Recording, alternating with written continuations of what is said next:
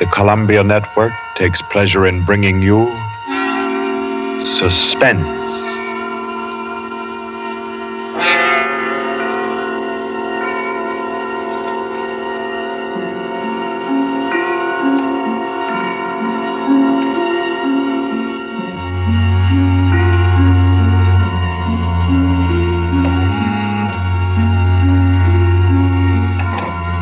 Suspense. Columbia's parade of outstanding thrillers, produced by William Spear and scored by Bernard Herrmann. Notable melodramas from stage and screen, fiction and radio, presented each week to bring you to the edge of your chair, to keep you in suspense.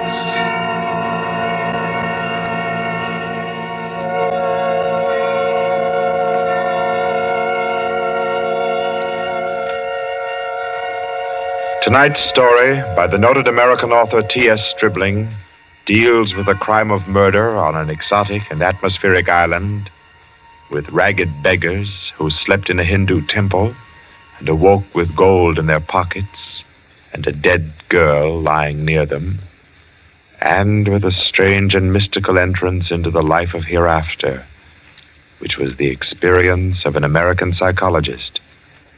For your suspenseful listening, we invite you to join us for A Passage to Benares.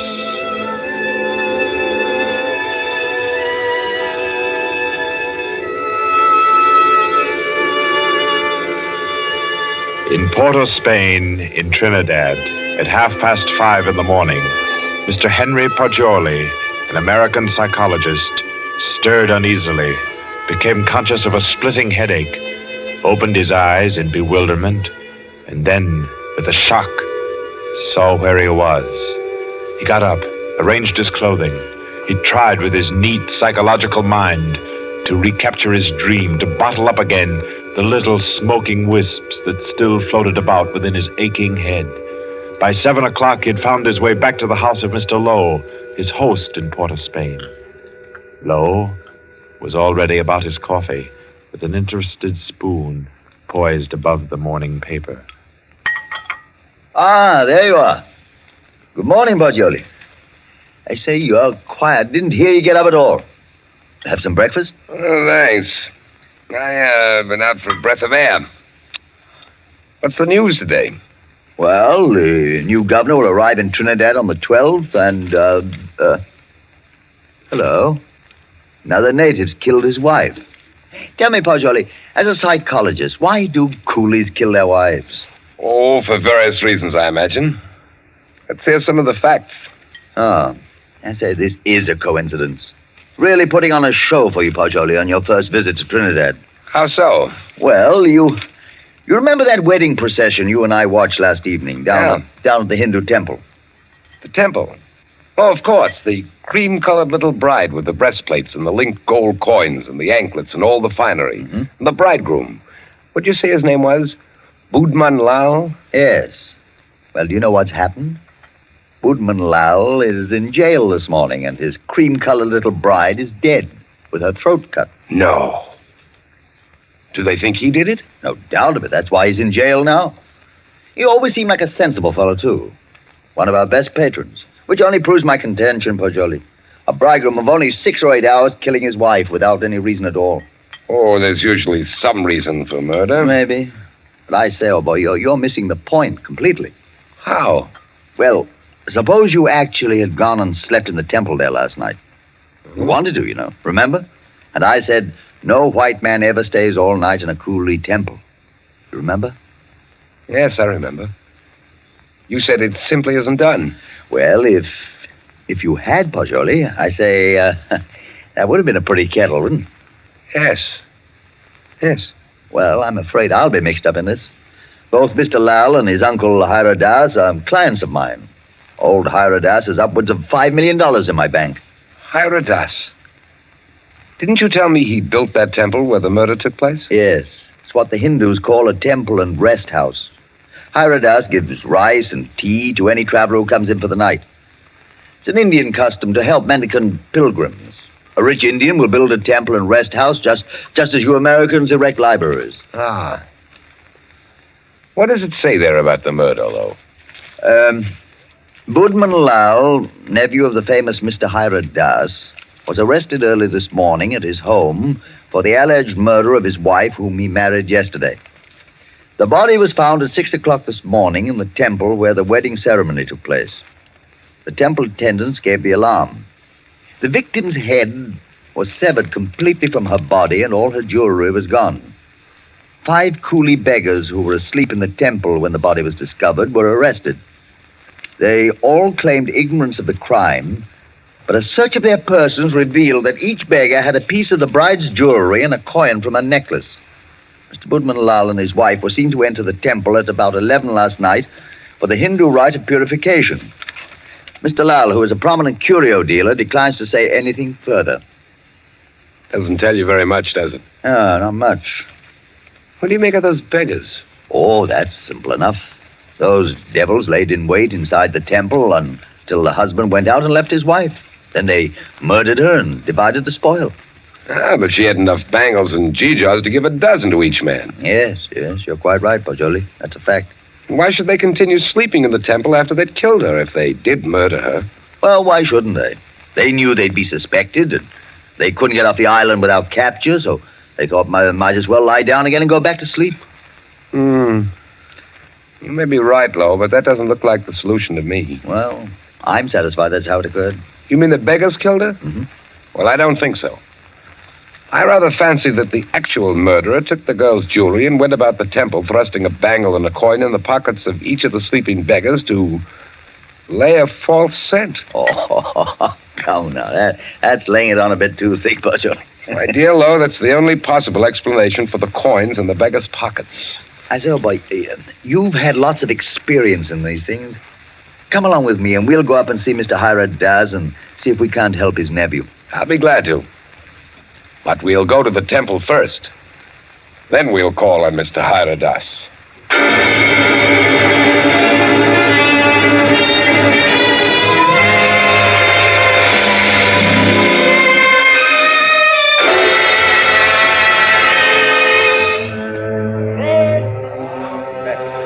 Well, here we are. In spite of the police guard at the door, the temple doesn't look sinister in the daylight. No, it just looks dirty. Let's go in and question the beggars. Excuse me, did any of you fellows hear noises in this temple last night? Oh, much sleep, Sahib. No noise. Policeman Pancho's wake this morning makes it still here. What's your name? Shuda Chan, Sahib. When did you go to sleep last night? When I ate rice and tea, Sahib. Mm-hmm. Do you remember seeing Budman Lal and his wife enter this building last night? Yes, remember, Sahib. Did you see them go out? No, Sahib. No one remember go out. You were all asleep then, huh? All asleep, Sahib. Did you have any dreams during your sleep? Hear any noises? I dream bad dreams, Sahib. Huh? When policeman punched me awake this morning, I think dream is come true. And me, Sahib. Me, too. Me. Did you all have bad dreams? Yes, all have bad dreams. Look here, Pajoli. I don't see where this is getting us. I do think we ought to be getting on to old Hira Das's house. No, I think we can now entirely discard the theory that the beggars murdered the girls. On what grounds? They told you nothing except that they all had bad dreams. That's the reason. They all had wild, fantastic dreams. That suggests that they were given some sort of opiate in their rice or tea last night. It's quite improbable that 5 ignorant coolies would have wit enough to concoct such a piece of evidence as that. That's a fact, but I don't believe a Trinidad court would admit such evidence. We're not looking for legal evidence. We're after some indication of the real criminal.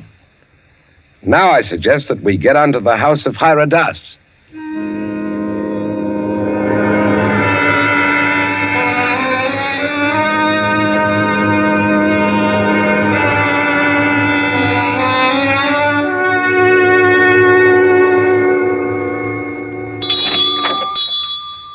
Please come in, gentlemen. I've been expecting you. Please be seated. Thank you. Thank you. A most mysterious murder, and the life of my poor nephew will depend upon your exertions, gentlemen. Tell me, what do you think of the beggars that were found in the temple with the bangles and coins? Well, I'm afraid my judgment of the beggars will disappoint you, Mr. Haradas. Huh? My theory is that they're innocent of the crime. Really? Why do you say that? Because they told me of dreams they had. And all their dreams were very nearly identical. You are not English, sir. No Englishman would have thought of that. No, I'm American with a backlash sprinkling of Italian. My name's Paggioli. What is your profession, Mr. Paggioli? You are a detective? No, Mr. Das. I'm a psychologist. Ah, your soul is at least groping after knowledge. However, it gropes as a blind worm, Mr. Paggioli, and we must find the criminal who committed this crime, and thus restore my nephew Boodman Lal to liberty. You can imagine what a blow this has been to me after I arranged this marriage for my nephew. You did... arranged a marriage for a nephew who was in his 30s? Yes, Mr. Paggioli. I wanted him to avoid the pitfalls into which I fell. He was unmarried, and he'd already begun to add dollars to dollars. I did the same thing. And now, look at me. An empty old man in a foreign land. What good is this house where men of my own kind can't come and sit with me, and when I have no grandchildren to romp and play? No. I've piled up dollars and pounds. I've eaten the world, Mr. Paggioli, and found it bitter. Now here I am, an outcast. And why don't you go back to India, Mr. Haradas? Why, Mr. Paggioli, my mind is half English. If I should return to Benares, I'd walk about thinking what the temples cost. How much was the value of the stone set in the eye of Krishna's image? If I would ever be one with my own people again, Mr. Paggioli, I must leave this Western mind and body here in Trinidad. That's very interesting and moving, but we were discussing your nephew, Boodman Lal. Wait. In searching for the criminal, I would suggest you look for a moneyed man. Let me tell you my suspicions, and you can work out the details. What are they? I went out of the temple this morning to have the body of my poor murdered niece brought here to my villa for burial. I talked to the 5 beggars, and they told me there was a 6th sleeper in the temple last night. Was there indeed? Yes, Mr. Lowe. A white man.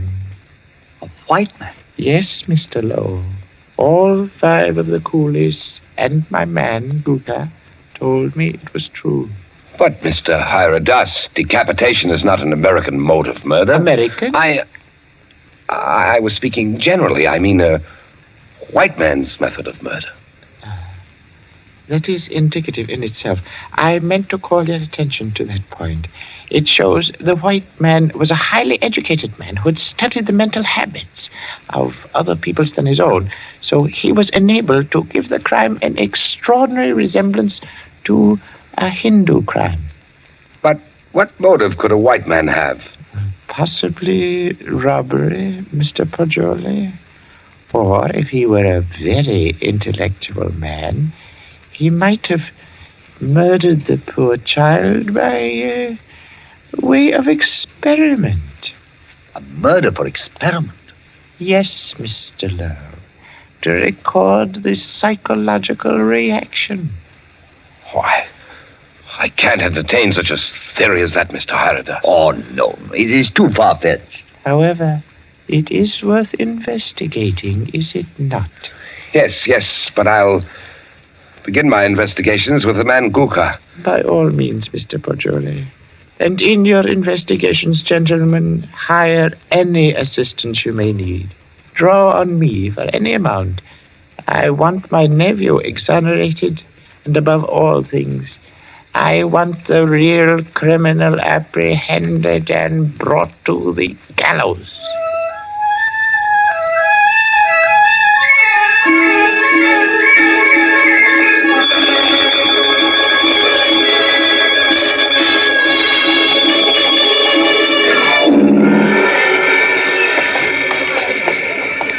What do you think of that, Pajoli? White man in that temple. Sounds like pure fiction to me, to shield Boban Lal. You know, these fellows hang together like thieves. Say, it's a jolly good thing we didn't decide to sleep in the temple last night, isn't it? You know, in my opinion, Lo, the actual criminal is Boban Lal. Same here. I thought so ever since I first saw the account in the paper. Somehow these fellows will chop their wives to pieces for no reason at all. Lo, what do you know about Boban Lal? Well, he was born here and has always been a figure because of his rich uncle. Lived here all his life? Except when he was in Oxford for 6 years. Oh, he was an Oxford man, huh? Yes. There you are. That's the trouble. I don't understand. What do you mean, Pajoli? And no doubt he fell in love with some English girl, but when old Hiradas chose a Hindu child for his wife, Budman couldn't refuse marriage. No man's going to quarrel with a $5 million legacy. And then he chose this ghastly method of getting rid of the child bride. I dare say you're right. I feel sure Boban Lal killed the girl. George, I'm getting tired of walking. There's a cab. Let's hop it and ride the rest of the way. Hi, cabby! A cab! I say, Well, aren't you coming? You know, I don't feel that I can conscientiously continue this investigation, trying to clear a person whom I have every reason to believe guilty. But, man, don't leave me like this. At least come as far as police headquarters with me and explain your theory about Guka, the temple keeper, and the rice. Well, I thought I'd go back to your cottage and pack my things. Pack your things? Oh, your boat doesn't sail until Friday. Yes, I know, but there's a daily service to Curacao. It struck me to go there. Oh, now, come. You can't run off like that just when I've stirred up an interesting murder mystery for you to unravel. Why, Pajoli, you ought to appreciate my efforts as a host more than that. Well, all right, then. To the police station. Yes, Sahib.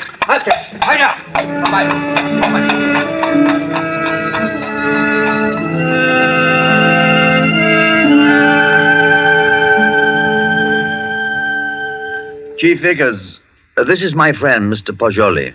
Mr. Pajoli, Mr. Vickers is chief of Trinidad's police force. How do you do? How do you do? Chief Vickers, I've asked Mr. Pajoli's counsel in the Boban Lal murder case. And he's already developed a theory as to who is the actual murderer of Mrs. Boban Lal. So have I. Now, in this matter, Chief Vickers, I want to be perfectly frank with you. I'll admit we're in this case in the employ of Mr. Hiradas and are making an effort to clear his nephew, Boban Lal. We felt confident you'd use the skill of the police department of Port of Spain to work out a theory clearing Boban Lal just as readily as you would to convict him. Our department usually devotes its time to conviction and not to clearing criminals. Yes, I know that, but if our theory will point out the actual murderer... What is your theory? Mr. Pajoli's deduction is based on the dreams of the men who were found in the temple. So Mr. Pajoli's deduction is based on dreams. It would be a remarkable coincidence, Mr. Vickers, if 5 men had lurid dreams simultaneously without some physical cause. It suggests strongly that their tea or rice was doped. Now, if you find out what soporific was used, then have your men search the sales record of the drugstores in the city to see who has lately bought such a drug. You will find the murderer. Uh-huh. How do you like Trinidad, Mr. Pajoli? I'd like it very much indeed. You've just arrived, haven't you? Yes. In what university do you teach back in the States? Ohio State. A chair of criminal psychology in an ordinary state university? I'm not a professor. I'm simply a docent, and I haven't specialized on criminal psychology. I quiz on general psychology. You're not teaching now? No, this is my sabbatical year. You look young to have taught in the university 6 years, but then you Americans start young in your land of specialists. Now, Mr. Pajoli, I suppose you're wrapped up heart and soul in your psychology. I am. You'd do anything in the world to advance yourself in the science. I rather think so. Especially keen on original research work. That's what he is, Chief Vickers. Do you know what he asked me to do yesterday afternoon? No, what, Mr. Lowe? Oh, I don't think we ought to burden Mr. Vickers with our household anecdotes. Oh, but I'm really curious. Just what did Mr. Pajoli ask you to do yesterday afternoon, Mr. Lowe? Oh, well, really nothing at all. It was just a little psychological experiment he wanted to do. And did he do it? Oh, no, I wouldn't hear of it. Oh, as unconventional as that? Oh, it was really nothing at all. I think I could guess your anecdote if I tried, gentlemen. About a half an hour ago, I received a telephone message from my man stationed at the temple to keep a lookout for you and Mr. Pajoli. A lookout for us? Yes, because one of the coolies under arrest told him that Mr. Poggioli slept in the temple last night. Oh, but that's not true. That's exactly what he didn't do. He suggested it to me, but I said no. You remember, Poggioli, you didn't do it. Did you, Poggioli? Did you? You see, he did. Gentlemen, I had a perfectly valid and important reason for sleeping in the temple last night, and so I can only ask your sympathetic attention to what I'm about to say. Go on. You remember, Lo, you and I were down there watching a wedding procession. Well, just as the music stopped and the procession entered the building, suddenly it seemed to me as if they'd vanished. Naturally, they'd gone into the building. No, I don't mean that. I'm afraid you won't understand what I do mean. That the whole procession had ceased to exist, melted into nothingness. You see, that's really the idea in which the Hindus base their notion of heaven, oblivion, nothing. Yes, I've heard that before. Well, our medieval Gothic architecture was the conception of our Western heaven, and I thought perhaps the Indian architecture had somehow caught the motif of the Indian religion, suggested nirvana. That's what amazed and intrigued me. That's why I wanted to sleep in the place. I wanted to see if I could further my shred of impression. Does that make any sense to you, Mr. Vickers? We are not interested why you went, Mr. Poggioli. We know a murder took place in the temple. You can't think that I committed a horrible murder as an experiment. You intellectual chaps do some pretty weird things, Mr. Poggioli. Why, only the other day I was reading about two young intellectuals. What? Yes, these fellows I read about also tried to turn an honest penny by their murder. I don't suppose you happened to notice yesterday that the little bride, Maila Ram, was almost covered with gold bangles and coins? Of course I noticed it.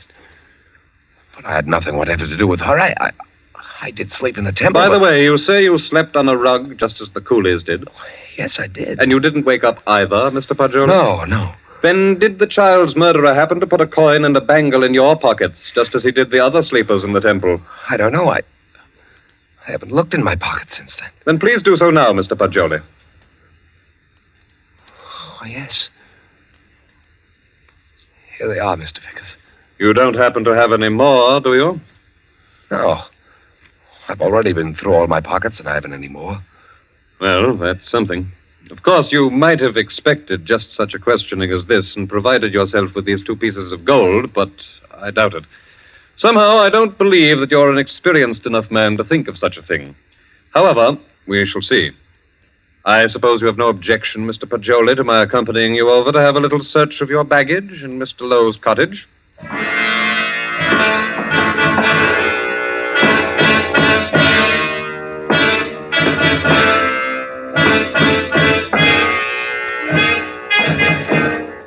Now then, Mr. Poggioli, be so kind as to open your trunk.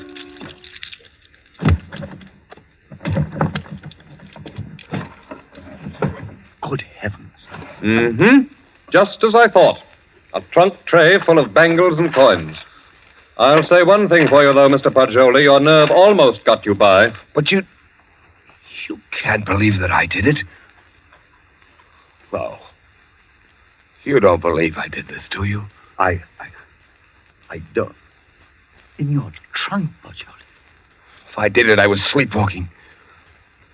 God, to think that it's possible, but right here in my own Well, trunk. we might as well start back, I suppose. This is all. I'll go back with you, Poggioli. I'll see you through. Somehow I can't. I won't believe you did it. Thanks. You know, Poggioli, you set out to clear Boatman Lal, and, well, dash it all, it looks as if you have. No, he didn't. Budman Lal was out of jail at least an hour before you fellows came into police headquarters to see me. Out? You mean that you turned him loose? Yes. How's that, Chief Vickers? Because, Mr. Lowe, he didn't go to the temple at all with his wife last night. He went down to Queen's Park Hotel and played billiards till 1 o'clock. He called up a few friends and proved that easily enough. My word, that leaves nobody but... Yes, Poggioli. I don't know anything about it. If I did commit the murder, I was asleep. I don't know anything about it. That's all I can say. I don't know anything about it. Perhaps arrest and jail will help restore your memory. Well, we'll see. Come now, Poggioli, old man. Don't be too downhearted. I promise you, I'll do everything I can.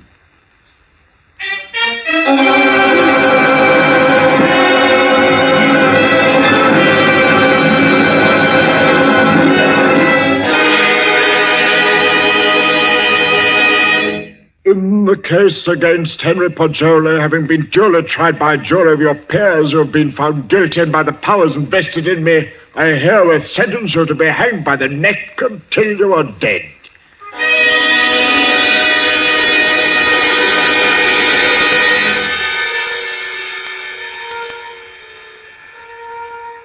To recall a lost dream is the most tantalizing task ever a human brain was driven to.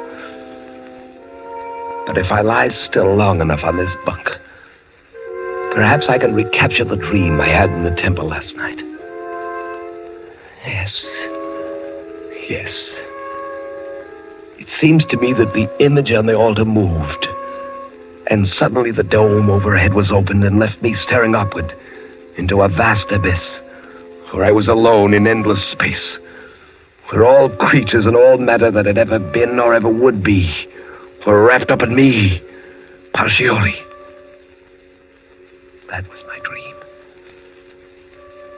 That's an odd thing. 6 men dreaming the same dream in different terms. There must be a physical cause for such a phenomenon. Of course! I've got it! Vickers! Flo! I have it! I've solved it! Get me out of here! I know who killed the girl!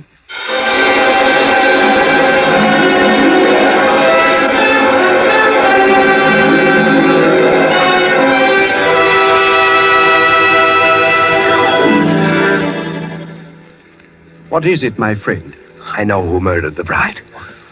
Old Hyradas did it. Now listen. Go tell Vickers to take the gold he found in my trunk and develop all the fingerprints on it. He'll find Hyradas's prints.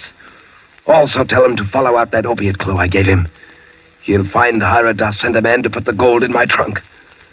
See if they don't find brass or steel filings in my room where the scoundrel sat and filed a new key. But they've already done that long ago. They have? But certainly. And old Hyradas confessed everything. Though why a rich old man like him should have murdered a pretty child is more than I can see. But why did he pick on me as a scapegoat? Oh, he explained that to the police. He said he picked out a white man so the police would make a thorough investigation and be sure to catch him. He did? Aye. But what I can't see is why the old boy wanted to be caught and hanged. Why didn't he commit suicide? Why? I know why. Because according to his religion, in that case his soul would have returned in the form of some beast. He wanted to be slain because he expects to be reborn instantly in Benares, with little Maila Ran as his bride instead of his nephew's. He hopes to be a great man with wife and children. All the things he was not, here in Trinidad. Yes, you must be right. Why didn't you come and tell me about Hyradas's confession the moment it occurred? What do you mean keeping me here when you know I'm an innocent man? Why didn't you tell me before this? Because I couldn't. Old Hyradas didn't confess until a month and 10 days after you were hanged.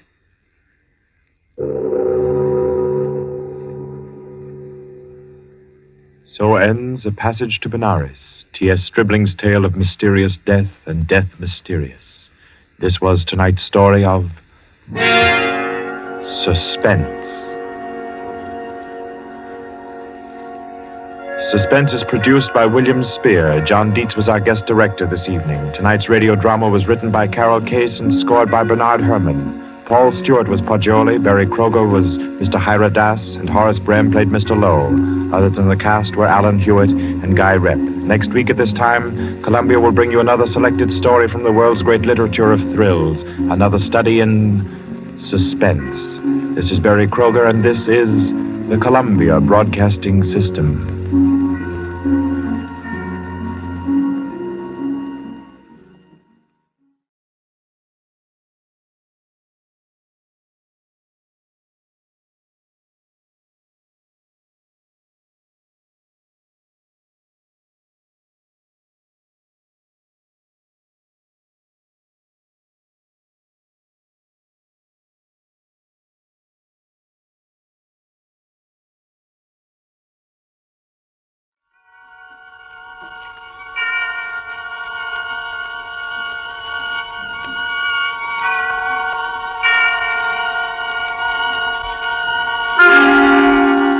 Suspense.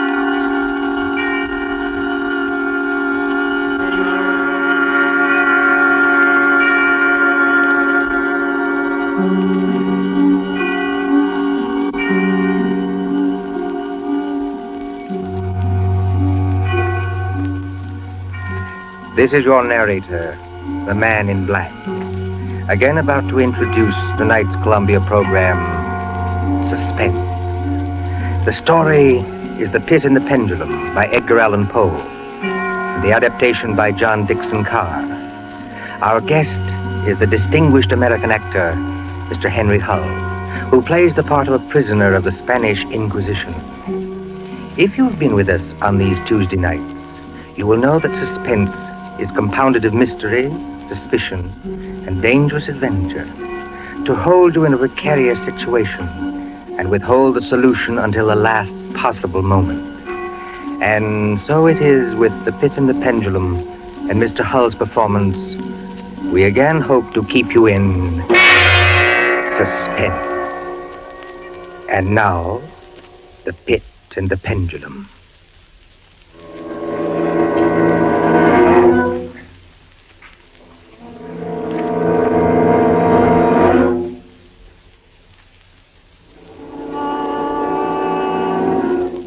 I was sick unto death with that long agony. And when at length they unbound me and I was permitted to sit, I felt that my senses were leaving me. The sound of the inquisitorial voices seemed merged in one dreamy, indeterminate hum. Yet, for a while, I saw, but without terrible an exaggeration, I saw the soft and nearly imperceptible waving of the sable draperies on the walls of the room. I saw the flames of the 7 tall candles which burned on the table. I saw the lips of the black-hooded judges, and these lips appeared to me white as paper, white as horror. I saw them writhe with a deadly locution. I saw them fashion the syllables of my name. Jean Delbray, Captain Jean Delbray. Good fathers, gentlemen. We hear you, my son. I am very weak and infirm. I've been confined for many months in a dungeon. I've been tormented by nightmares. Conscience, one trusts. Pray silence, Fra Antonio. Even now, I have no knowledge of where I am or to whom I may be speaking. You are speaking to me, my son. I am Fra Pedro de Espela, prior of the Dominicans of Segovia and Grand Inquisitor of all Spain. Is this the court of the Inquisition? It is. Oh, then God help me. He will help you, my son, if you trust him. But I am a French officer. That is true. A soldier and creature of the arch-fiend Napoleon Bonaparte. But a French officer nonetheless. A prisoner of war. By what right do you try me in this court? Let the clerk read the charges against this prisoner. Pray silence while the clerk reads the charges. The charges against the prisoner are as follows. Imprimis, that he is one Jean d'Albret, a captain of artillery in the army of Bonaparte, so-called Emperor of the French. This means nothing, as the prisoner says. It is no crime. Proceed. Item, that on the 4th day of September in the year of our Lord 1808, that said Jean d'Albret did wed, espouse, and marry the most noble lady, the Doña Beatriz Valdez, niece of and ward of the illustrious... One moment. Your Excellency spoke. Fra Antonio, was any cheat employed to trap this girl into marriage against her will? No, we have no actual evidence of any cheat. Was the girl of age? I believe so. Then wherefore is the prisoner here? This marriage was a deplorable thing, if you like. Bonaparte himself is almost at the gates of Madrid. His general, Lasalle, menaces our city of Toledo itself.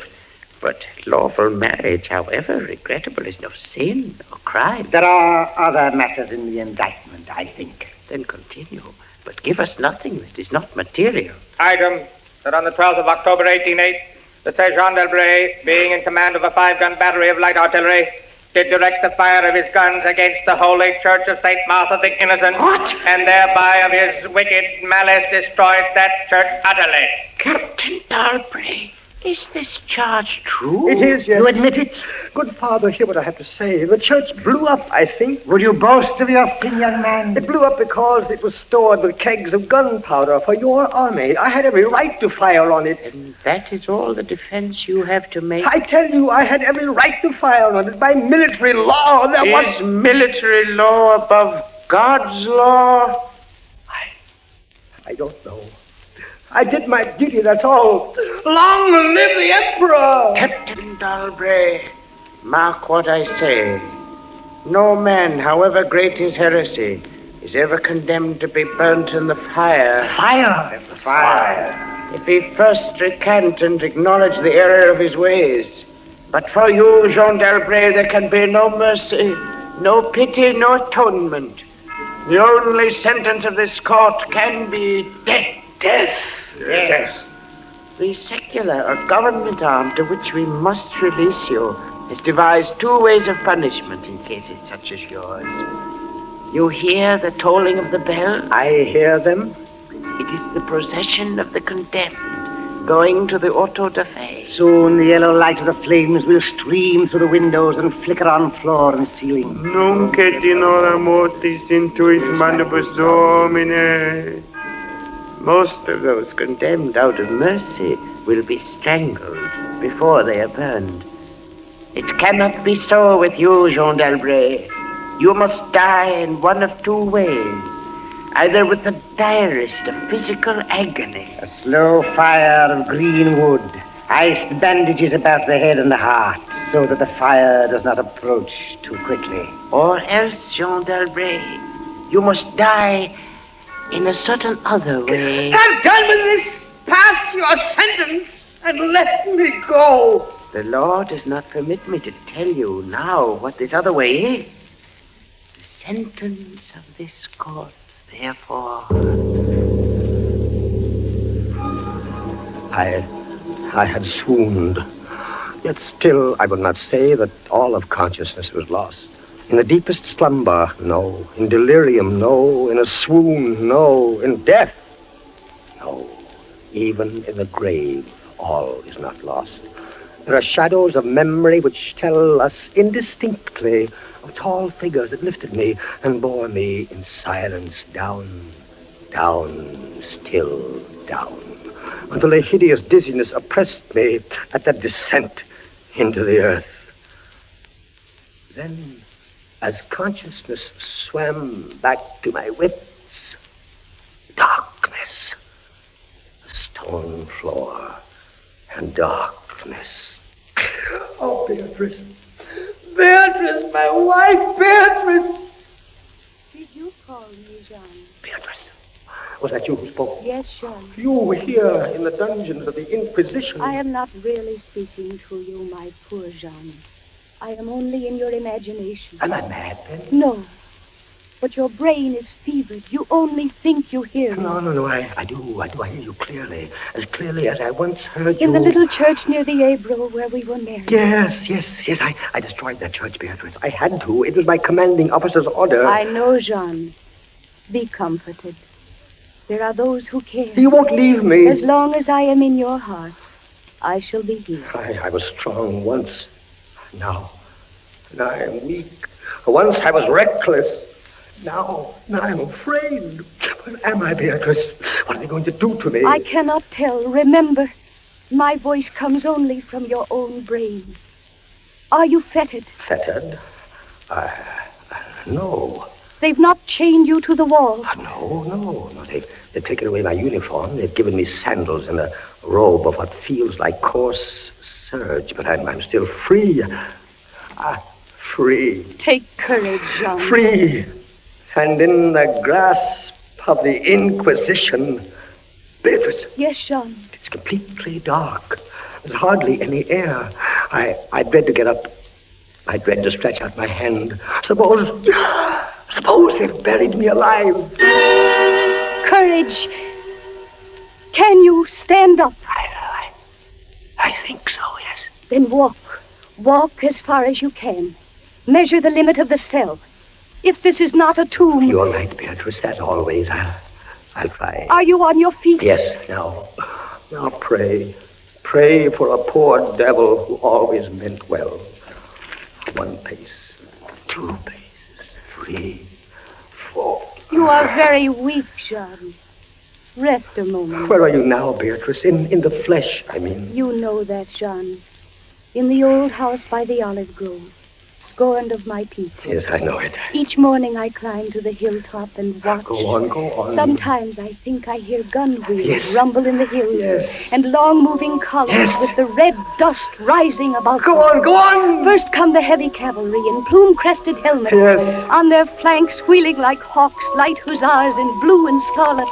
And behind them, in a glitter of bayonets as vast as light points on the sea, rank upon rank, the long gray coats and the tall bearskin caps. The old guard and the grand army. It is only a vision, my dear one. They do not come. Will they? Will they ever come, Beatrice? I cannot tell. Then I must face what has been prepared for me. Walk again, Jean. Try. Keep your hand in front of you. This rope, it impedes me. The floor is treacherous with slime, but I'll try. 4 paces. 5, 6, 7. It can't be a tomb. 8, 9. Look out! I'm all right. I fell to my knees.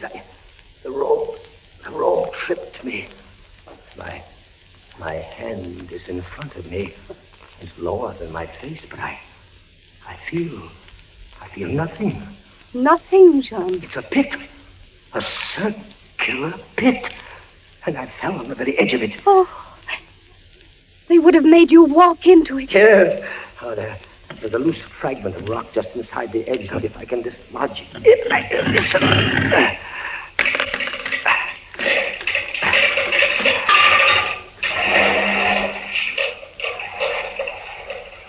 Water. There's something down there. Rats, it may be. Rats, yes, but something else. I heard it move. So did I. What is in the pit, Jean? I don't know. But you're saved. Saved, Beatrice. Saved from the Inquisition. My torture has been merely postponed.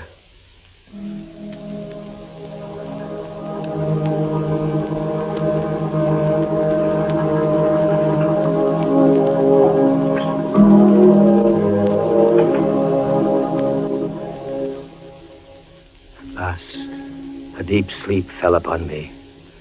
Sleep like that of death. How long it lasted, I know not.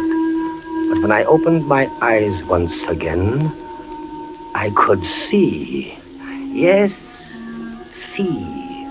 My prison was large and lofty. Its walls formed of massive iron plates, bolted or joined together. A wild, sulphurous luster, I could not trace its origin, lit up the dungeon, and the circular pit, and the crudely daubed skeleton figures painted in evil colors on the iron walls. Skeleton figures, demon figures, gargoyle figures. Their colors a little blurred, as from the effects of the damp. It must approach you slowly and force itself into your mind. It must stalk you like a tiger. It must bring you face to face at last with the king of terrors. When I regained consciousness, I lay on my back and at full length on a low framework of wood. To this framework I was securely bound by a long fastening resembling a surgical bandage. Bound? But why? Why? The bandage passed round and round my body, leaving at liberty only my head and my left arm. With much exertion, I could supply myself with food from an earthen dish on the floor beside me. It was meat, highly seasoned, but there was no water. Beatrice! Beatrice, where are you? Here, Jean, as always. Your voice sounds stronger. Does it, Jean? And I can see you now. I can see you as clearly as I saw you months ago. How I wish it were true. Your bonnet and the parasol you carried in summer, and the high-waisted blue dress. You are weaker, my dear, and more fevered. Have I been asleep? Yes, John. They must have been here while I slept. They bound me. Why? Why? Stop those voices! Stop them! Mine too, Jean. Why? I am not here either, you know. Don't drive me away. Beatrice, look. Where? At the ceiling of this room, 30, 40 feet up, what do you see? I see painted on the ceiling a figure of Father Time. Anything else? But Father Time carries no sign. No. He carries instead what looks like a gigantic pendulum from an ancient clock. About one thing, I swear I'm in my right senses. I saw that pendulum move. A painting cannot move. Yet I swear the pendulum did move. It swung a little back and forth, just like a real pendulum. Try not to trouble your brain. That pendulum is real. Beatrice, take care. Take care of what? You're not looking at the pendulum now. Take care of the rats from the pit. I see them. They're swarming out in dozens. You can see their eyes glitter. One of them ran across the hem of your dress. Did it, Sean? What did they want? They caught the scent of the meat in the dish beside you. But they'll not get it. Go away, you vermin! Move your hand above the plate, Jean. Move. Beatrice, where are you going? I could hardly hear you. You are sending me away, Jean. I'm sending you away. My poor loved one. You can't bear to see the rats running about my feet. Beatrice! Beatrice! Yes, it's true. In a cell swarming with vermin. There are others I had rather see here. I'd rather see... Did you call me Captain Dalbray? Then in spirit I am here. Who are you? Don't you recognize me? No, I do not. I am that second Inquisitor, Fra Antonio, whom you thought unfair at your trial. But we were not unfair. We administer the law, that is all. Go. I command you, go. Not until I have first told you what you already guessed. Which is? There are two forms of death for such as you. One, death with its direst physical torture. The other, death with its direst mental torture. And I have been condemned to the second? Your guess is good. Listen. Do you hear anything? Yes, I do. I hear something. Turn your eyes upwards. Yes. Look at the ceiling. The pendulum. Aye, the pendulum. It's descended. Only a foot or so as yet. As you notice, it is not really a pendulum. Its underside is a crescent, formed of razor-sharp steel. You mean? A ponderous weight, Captain Dalbray. Its movement is slow now, but soon it will take on momentum. It will swing wider and wider, 30 feet perhaps. Presently, as it swings, you will hear it hiss, and with each broad movement, it will creep a trifle lower. The steel is directly above me. Yes, above the region of your heart. Lie still and look up at it. How long before? You need have no immediate fear.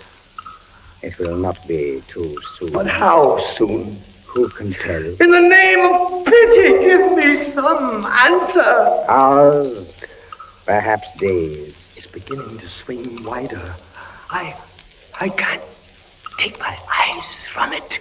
Its glitter fascinates you, eh? See how it shines in that wild light. And this is your utmost refinement in cruelty. The law, Captain Dalbray, is never cruel.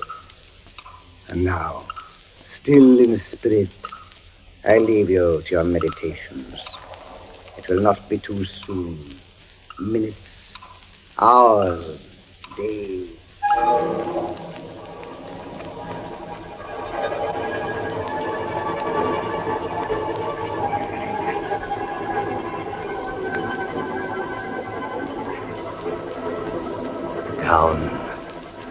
Steadily down it crept. Days passed. It might have been many days before it swept so closely as to fan me with its morbid breath. Minutes. Hours. Days. The odor of the sharp steel forced itself into my nostrils. The right. To the left. Far and wide. The shriek of a damned spirit. To my heart, with the stealthy pace of a tiger. Down. Certainly, relentlessly down. I prayed. I wearied heaven with my prayer for its more speedy descent. I grew frantically mad and struggled to force myself up against that swinging, glittering death. No avail. Down, still unceasingly, still inevitably down, the sharp steel flashed past within 3 inches of my chest. Beatrice! John? Beatrice, Beatrice, where are you? I heard you calling, John. I am here. It is a strange thing, Beatrice. I'm quite calm. You are resigned, then? No, that is the strange thing. Even now, I am not resigned. Is there a way out? How can there be? 10, 12 more vibrations, and will fray the surge of my robe. Only lightly as a razor in a delicate hand. There will be many sweeps before it bites deep. No, I can't escape it. You kept me away from you, John. You locked me out of your thoughts. If I am here only in your thoughts, why should I fear the rats? The rats! You open your eyes and your eyes blaze. What is it? The rats! Do they still swarm here? Across the floor and over the meat platter. They have taken nearly all your food. Yes, of course, they're ravenous, and they have sharp teeth. Well... The meat is oily and spiced. If I take what remains of it, scatter, you vermin! And rub that meat on the bandages that hold me here. Try it, John, try. It may be too late. If I leave my body a fraction of an inch up. Try it, I tell you, try. Ah, but look, they scatter as soon as I do try. But they are watching you. I can see their eyes glitter. They're creeping back. Can I stand the rats crawling across me? Can the flesh bear it? One of them has leaped on the wooden framework. Another follows. They're gnawing at the bandage. 7, 8 more sweeps of the pendulum. The bandage, give way. A little. Lie still, Jean, lie still. 10, 12, a dozen rats now. Is death, I wonder, worse than this disgust? A dozen sharp knives could do no better. The bandage is loosened to ribbons. Now, if you move sideways, carefully, and drop to the floor. Beatrice, I can't move.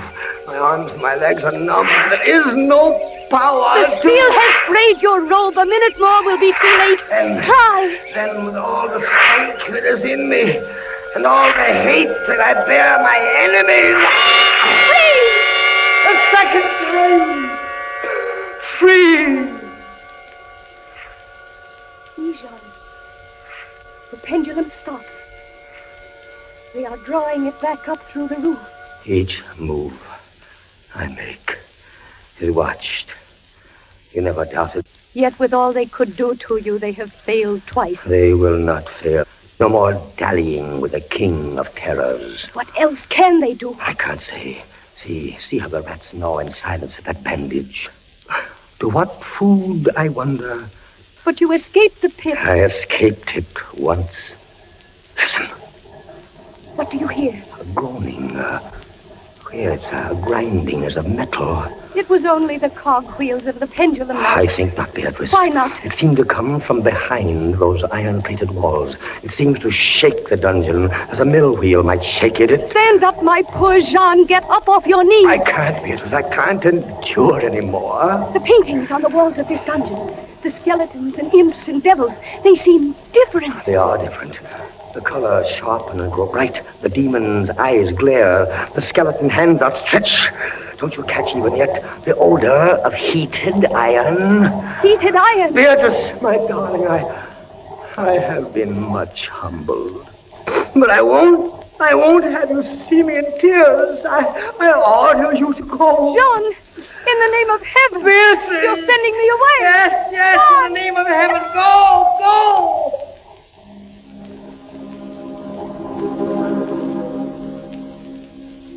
A suffocating heat pervaded the prison. A deeper glow settled in the painted eyes that glared at me. I could draw no breath of air into my lungs. Against the loom of that fiery destruction, the thought of the pit and its coolness come like a soothing balm. I staggered to the edge of the pit. I looked into it. The enkindled walls and roof lighted it to its depths. Yet for one wild moment, even then, I refused to believe the horror of what I saw beneath me. Does the pit please you, Captain Dalbray? Not the pit! Merciful God, anything but that! And how shall you avoid it? Look.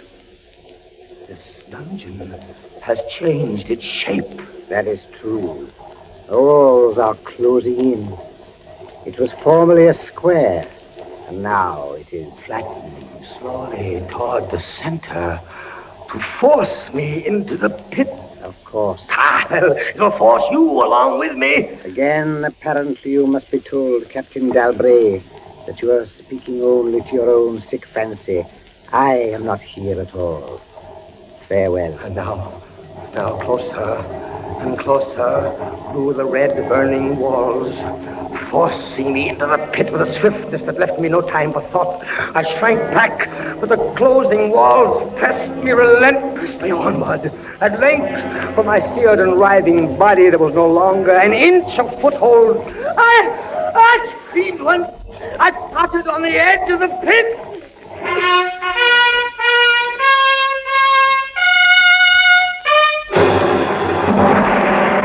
The walls rushed back. An outstretched arm caught my own as I was about to fall fainting into the abyss. It was that of General Lassalle. The French army had entered Toledo. The Inquisition was in the hands of its enemies. Vive la France!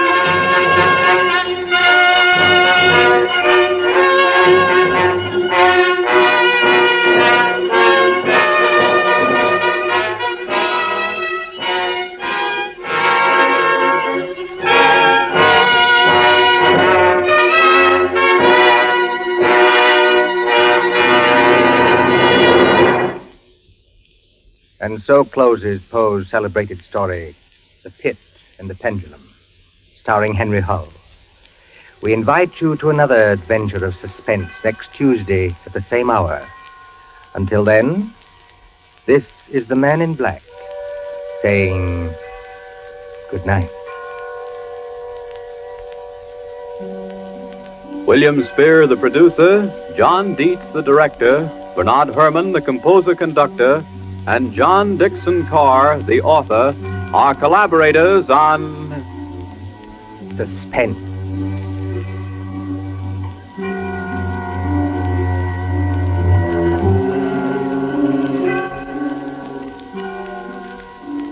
This is the Columbia Broadcasting System.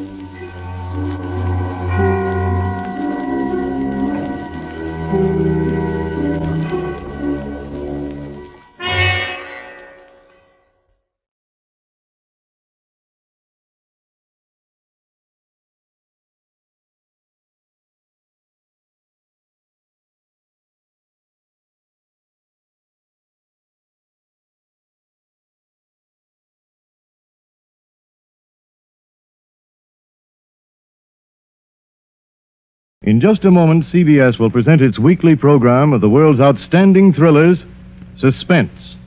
Before we begin, the producer feels it incumbent upon him to reply herewith to the many inquiries concerning the solution of last week's story of the woman on the telephone called Sorry, Wrong Number. Due to a momentary confusion in the studio, an important line cue was delivered at the wrong time, and some of our listeners were uncertain as to the outcome of the story. For them, be it known that the woman, so remarkably played by Miss Agnes Moorehead, was murdered by a man whom her husband had hired to do the job. We should also like to announce that in response to many hundreds of requests, this suspense play will be repeated within a few weeks. And now, this is the Man in Black, here again to introduce our performance tonight of Suspense.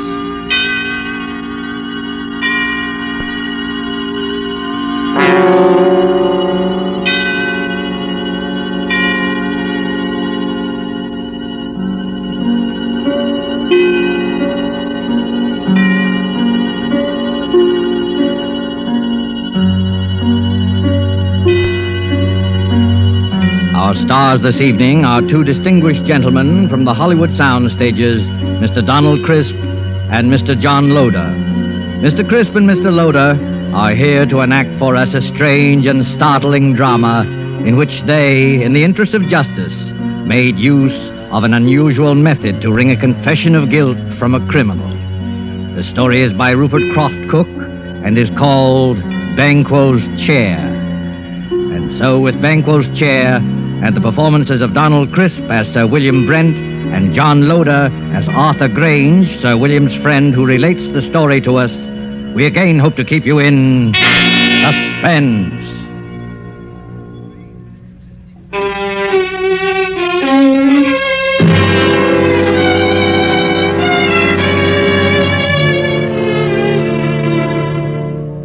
I would like you to look at this photograph.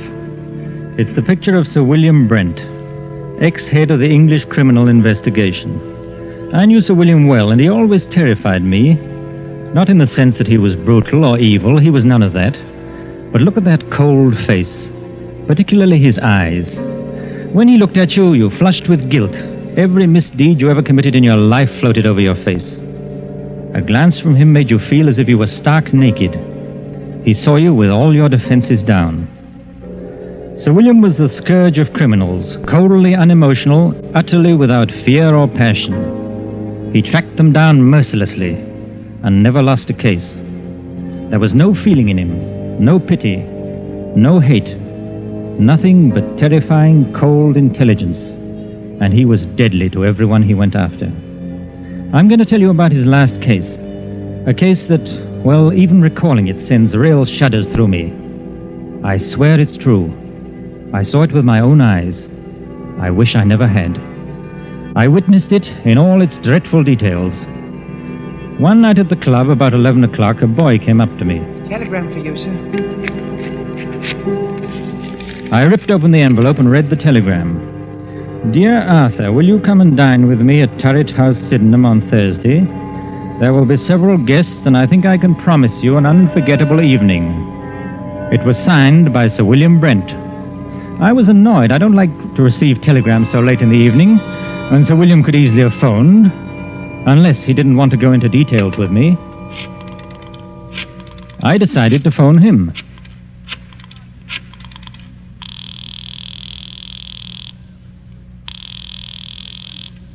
Hello? Hello? This is Arthur Grange calling. Yes, I know. Did you receive my telegram? Yes, Sir William. What's all the mystery about? Well, I'll tell you about it on Thursday. Are you coming? Yes, I'll be there. Very good. I particularly want you to be there.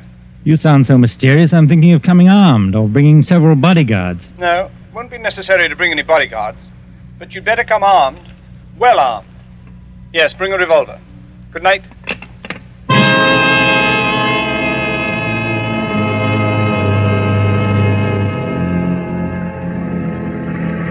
Early Thursday evening, I made my way to Turret House. A windy November rain slashed at the streets. Turret House is a huge red brick, unpleasantly somber mansion, an ugly product of Queen Victoria's time. There it squatted, back of the road, almost hidden to view by several dripping pine trees. The neighborhood had known better days. I walked up along the unkept path until I reached the great oaken door. I let the knocker fall once or twice, and the door opened. Good evening, Mr. Grange. I was waiting for you. Hello, Lane. Nasty night, sir, isn't it? There's not much warmer in here. There's a fire in the dining room, sir. Whatever made Sir William move into this drafty dungeon? Oh, we haven't moved in, sir. It's only temporary. Sir William just rented. We still live in the West End. Oh, I see. Have any of the other guests arrived? Yes, Mr. Grange. Miss Stone is here. Miss Stone? Yes, the mystery writer. This way, Mr. Grange. I'll show you to the dining room. Sir William will be down shortly. Oh, hello. I'm Roberta Stone. How'd you do? I'm Arthur Grange, an old friend of Sir William. Yes, I know. I've read some of your mystery stories and enjoyed them very much. Thank you, Mr. Grange. Just what is going on here tonight? I don't know. Sir William sounded awfully mysterious. But then, I've known Sir William for a long time. He never lets anyone down. If anything, he understates. I know. He told me to come armed. He told me the same thing. Here's my gun. I must admit, I've never fired it in my life. Well, this house is certainly a proper background for anything unpleasant. It's already been the scene of a crime. Oh? What crime? Murder. A particularly unpleasant one. Really? I must say the murderer couldn't have picked a more ideal spot. Isn't it a fact? You know, I once wrote a story of... Good evening, Roberta. Yeah. Arthur, I'm glad you're both on time. Hello, Sir William. Hello. A nice apartment you have here. A sort of mausoleum and dining room combined. You're a bit afraid, aren't you? Of course not. Why should I be? Your eyes give you away. What's all this about? You invite us to this godforsaken dungeon and tell us to come armed? Don't be upset, Arthur. I'm sure you'll come out of this all right.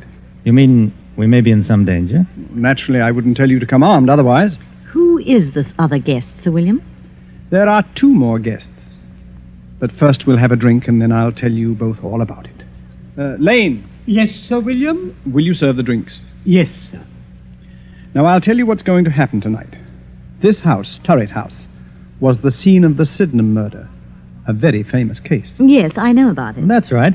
No offense, old man, but wasn't it the only case you never solved? You're wrong, Arthur.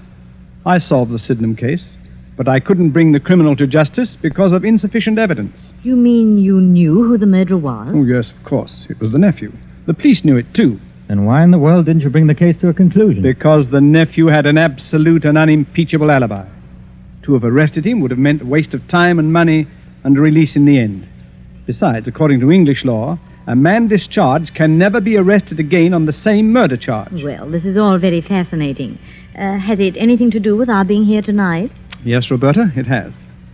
In a short while, the nephew, John Bedford, will be here to dine with us. And, oh yes, the victim, Miss Ferguson. What? Well, wait. You mean Miss Ferguson wasn't actually murdered? Miss Ferguson is quite dead.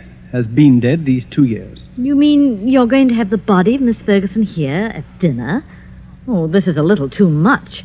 If you'll excuse me, I'll dine elsewhere tonight. Not so fast, Roberta. Perhaps you'd better wait until you hear the rest of the story. This promises to be a very gay dinner. Oh, yes. Now, as you both know, I've never lost a case, except the Sydenham murder, which will be finished tonight. Now, I'm an egotist. I don't believe there's a criminal in all England that can outwit me. As a matter of fact, I've resigned from the criminal investigation for the sole reason of trapping Mr. John Bedford. It's hard to believe. Well, I told you I was an egotist. No criminal has beaten me yet, and no one ever will. You have an awful lot of patience. Infinite patience. I devoted 2 years to this case, and now that my moment of triumph has arrived, I wanted to have some witnesses. A writer who will record the event, and an admirer who will applaud with awe the trickiness of my scheme. Well, if it's as gruesome as I think it is, I won't be here to watch it. Oh, yes, you will. Horror has a way of fascinating and hypnotizing people. Besides, Arthur, you'd be ashamed to run out now. I'll stay, of course. So will I. Good. Now, before I tell you my scheme, let me first acquaint you with the details of the murder. Exactly 2 years ago tonight, old Miss Ferguson.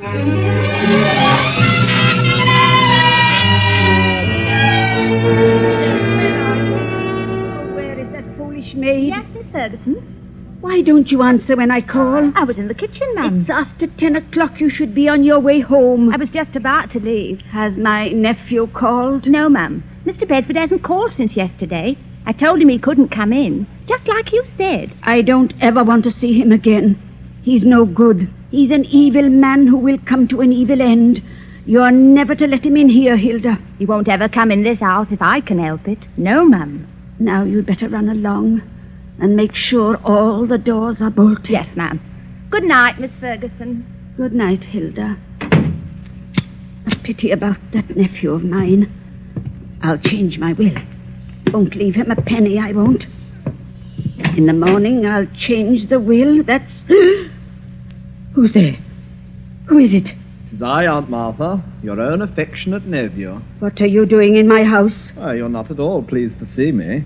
Your only living relative, too. I'd like you to leave at once or call the police, I've called. I'd rather not, Auntie. I want to have a talk with you. You don't want to talk to me. All you want is money. Yes, Auntie, I do want money. And lots of it. You've got all the money you'll ever get out of me. You won't even get a penny after I die. I'll see to that.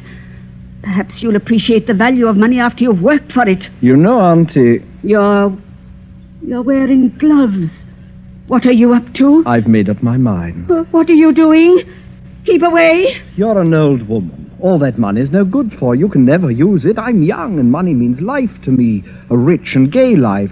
You're old, and you're going to die soon anyway. No, it can't be.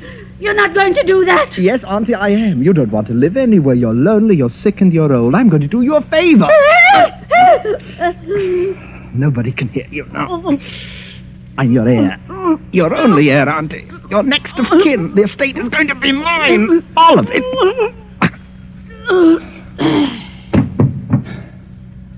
Now, don't you worry, Auntie. We'll have a fine funeral for you.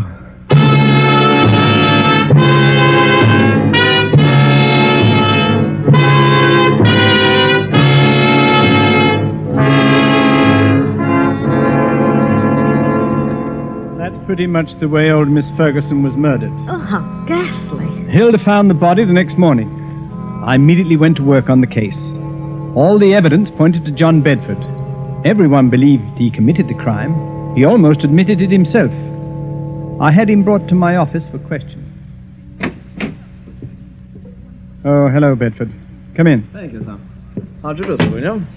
Cigarette? Oh, thank you. Well, how does it feel to kill your own aunt? May I have a light, please? Yes, of course. Thank you. I wouldn't know, Sir William. You see, I never killed anyone. Have you? I have, Mr. Bedford. And I've sent quite a few to the gallows. Yes, so I understand. What was your relationship to Miss Ferguson? She was my aunt. Don't be flippant. Flippancy only proves your guilt. Well, to tell you the truth, sir, my aunt didn't like me. She thought I was a spendthrift and a useless parasite, and she was quite right. Would you mind telling me where you were the night your aunt was murdered? Oh, not at all. In jail. I had drunk a little too much and gotten into a bit of a tiff with someone, that's all. Have you ever been arrested for drunkenness before? Never, Sir William. This was my first offense. It's quite an alibi. Quite a fact. It would hardly be possible for me to be in jail and kill my aunt at the same time, you know. Unless, of course, my aunt came into my cell and allowed me to murder her, after which she walked back to Turret House as a ghost, dragging her body behind her. According to my reports, Mr. Bedford, you drink very little. No one who knows you has ever seen you drunk before. You probably got drunk in joyful anticipation of murdering your aunt. As a thoroughgoing criminal investigator, don't you think you ought to check my story? I already have. You've done a very skillful job. Too bad you couldn't use your talents for something constructive. Well, why don't you arrest me, Sir William? No, Mr. Bedford. I have time. Plenty of time. Well, you'd better work fast. By the time you get around to me, I'll have spent all of my aunt's beautiful money. It's not the money we're after. It's you. Your beautiful life. Good day, Mr. Bedford.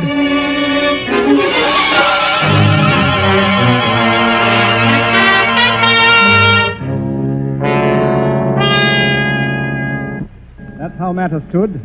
I refused to let any of my men arrest him. But how in the world could he have murdered his aunt while he was in jail? Perhaps he bribed the prison guard to let him out for an hour. Yes, Roberta, I believe he did. Unfortunately, the guard died of pneumonia soon afterwards, which left us no further source of evidence. As far as I can see at the moment, Sir William, you haven't a leg to stand on. You're quite right, Arthur, I haven't. Except that every man, particularly a criminal, has an Achilles heel. I discovered John Bedford's weakness. What is it? He's superstitious. And it annoyed me tremendously that John Bedford was my first failure. Here was a clever, calloused criminal who laughed at me. No one had ever done that before. Bedford knew I could do him no harm, and he made the most of it. Carefully and patiently, I thought it over. I looked upon Bedford as you would look on a Chinese puzzle. There is no such thing as an impregnable defense. A few months later, I went to visit Bedford.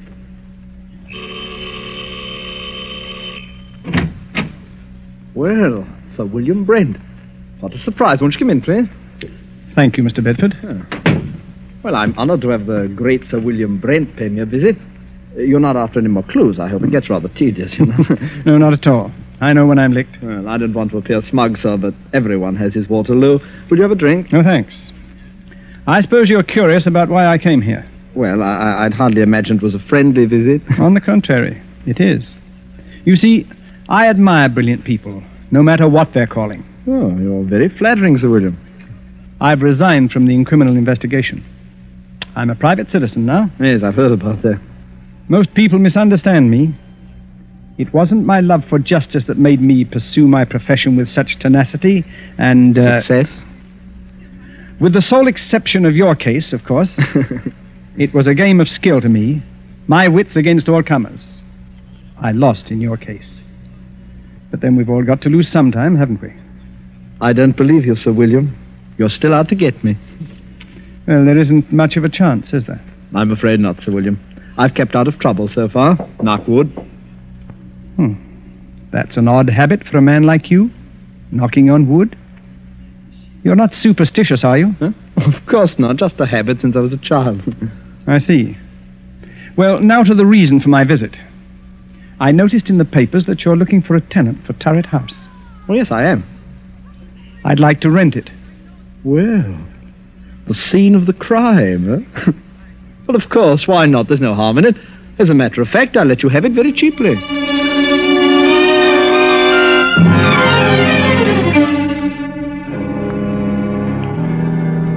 And that's how I rented this house.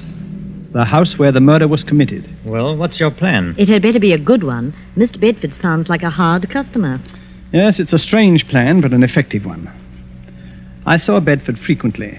Our acquaintance blossomed into a kind of friendship, an armed friendship, of course. He knew I was out to get him, and I wanted him to know that. He's vain, very vain. And this game intrigued him.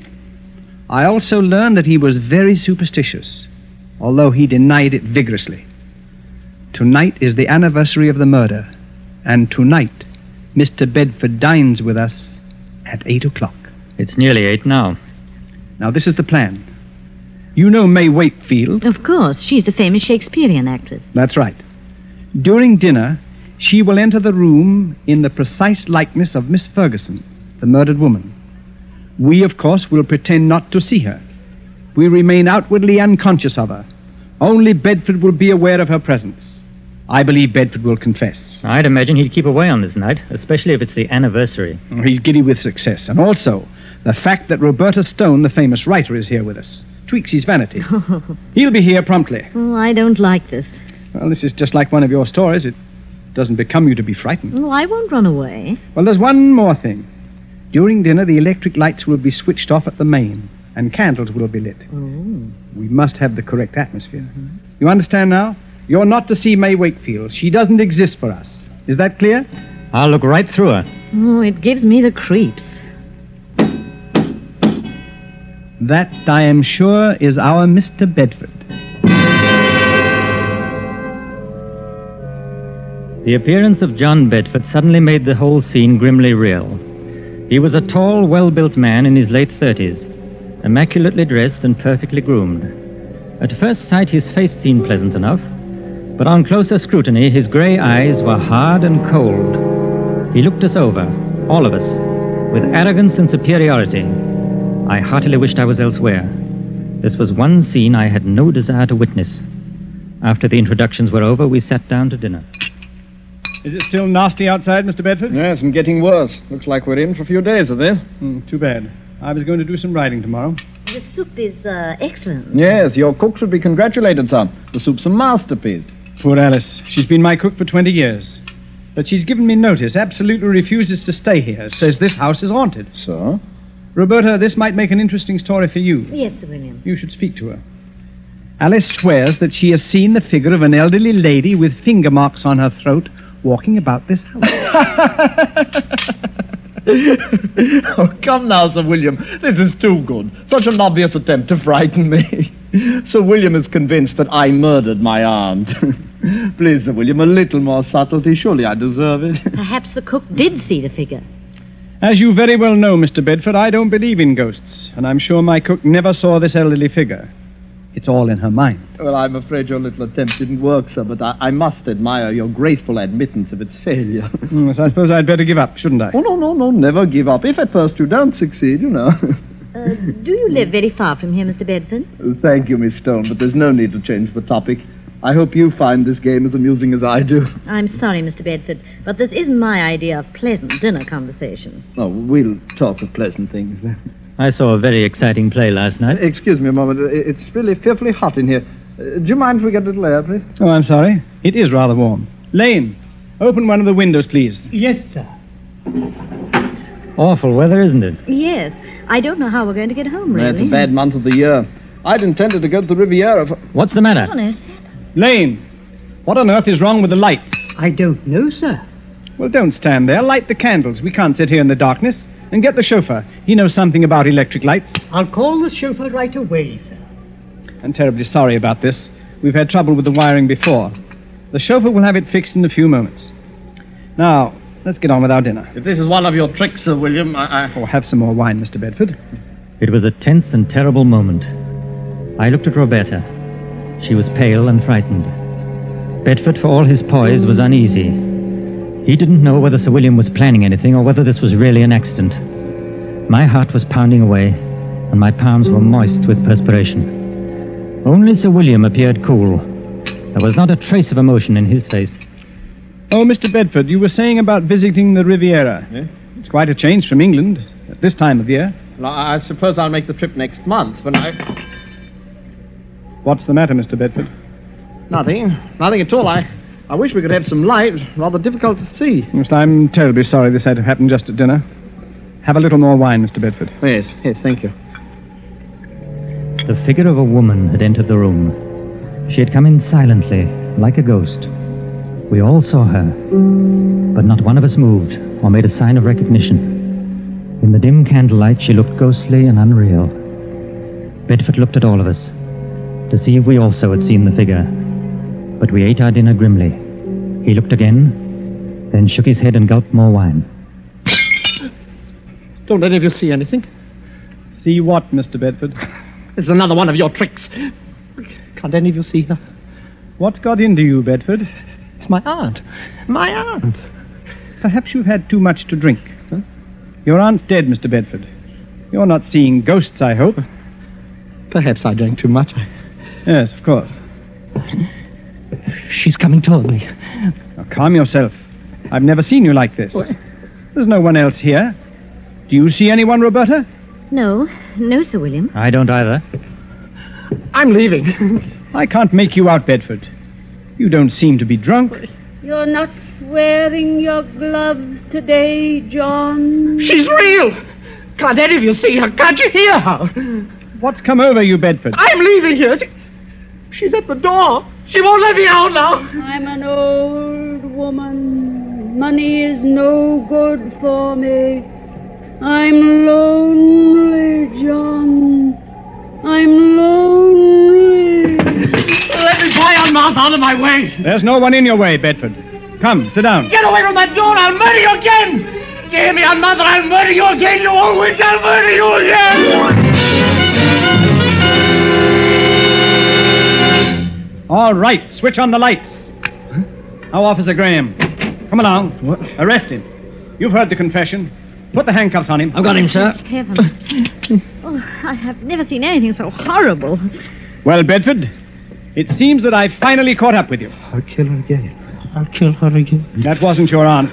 It was May Wakefield, the actress. I'll kill her again. I'll kill her again. Take him away, Graham. He's in a state of shock. Well, shall we continue with our dinner? I hope you're fully satisfied, Sir William. Quite. It's been a long job, but it has ended as I knew it would. I'm most grateful to you both for your help.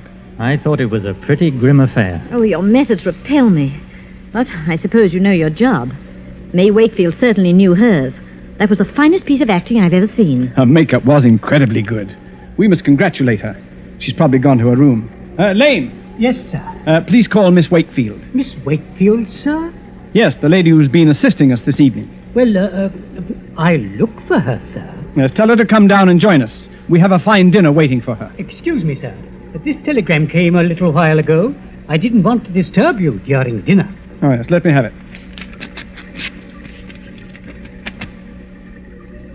Good heavens. Sir William, what's wrong? I'll read it to you.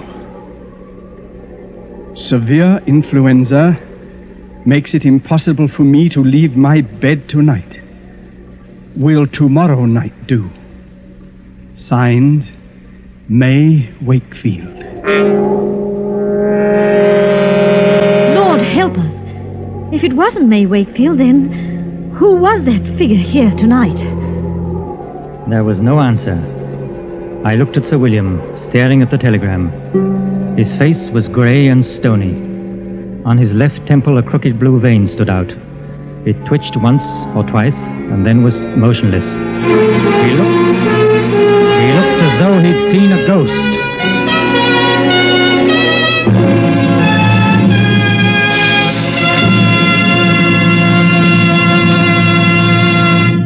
And so closes Banquo's Chair, starring Donald Crisp and John Loder. Tonight's tale of Suspense. Now you may want to make a note of a change of time in these programs. Beginning next Tuesday, Suspense will be heard a half hour later, or 10 to 10:30 Eastern War Time.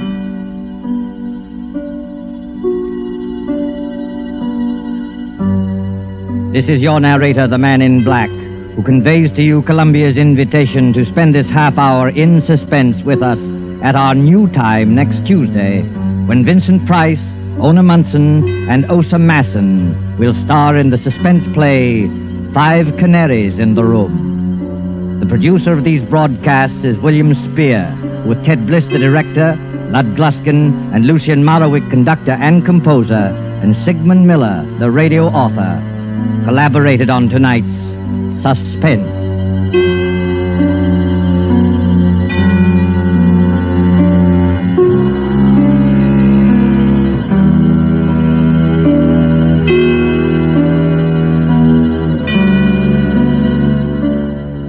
This is CBS, the Columbia Broadcasting System.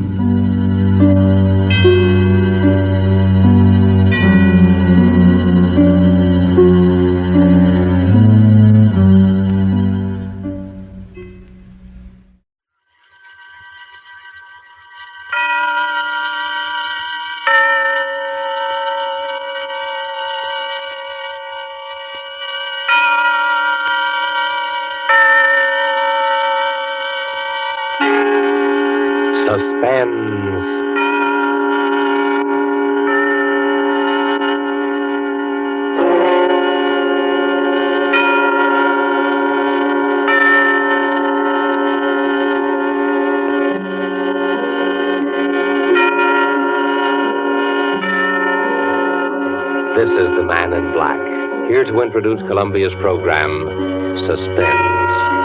Tonight, as we premiere our new Saturday evening series on the air, Miss Agnes Moorehead returns to our stage to appear in The Study in Terror by Lucille Fletcher, called Sorry, Wrong Number.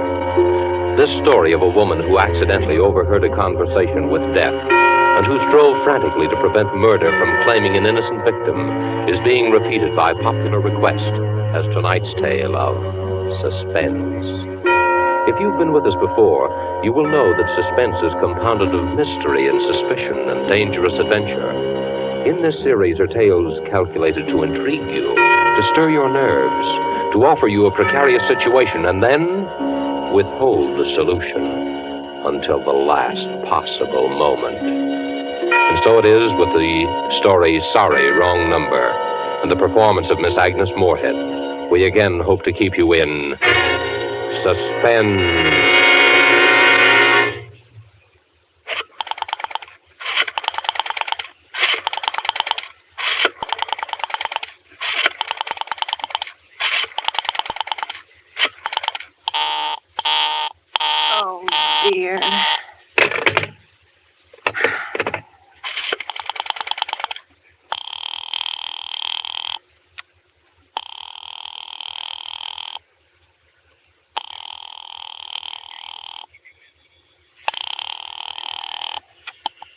Your call, please. Operator, I've been dialing Murray Hill 70093 now for the last 3/4 of an hour, and the line is always busy. I don't see how it could be busy that long. Will you try it for me, please? I will be glad to try that number for you. One moment, please. I don't see how it could be busy all this time. It's my husband's office. He's working late tonight, and I'm all alone here in the house. My health is very poor, and I've been feeling so nervous all day. Ringing Murray Hill 70093.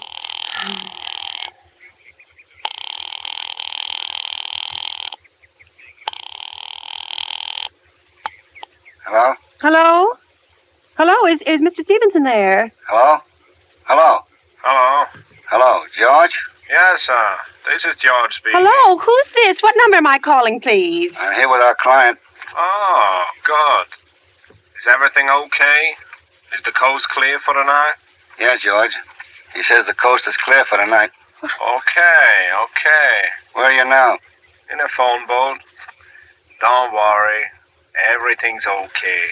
Very well. You know the address. Yeah, I know.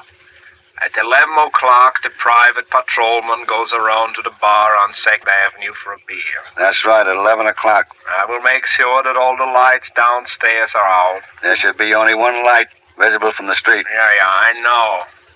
At 11:15, a train crosses the bridge. It makes a noise in case her window is open and she should scream. Oh, hello. What number is this, please? Okay, I understand, I tell you. That's 11:15, the train. Yeah. Do you remember everything else, George? Yeah, I make it quick. As little blood as possible. Because our client does not wish to make her suffer long. That's right. You'll use a knife? Yes, a knife will be okay. Then afterwards I remove the rings and the bracelets and the jewelry in the bureau drawer. Because our client wishes it to look like simple robbery. Don't worry. Everything's okay. I never...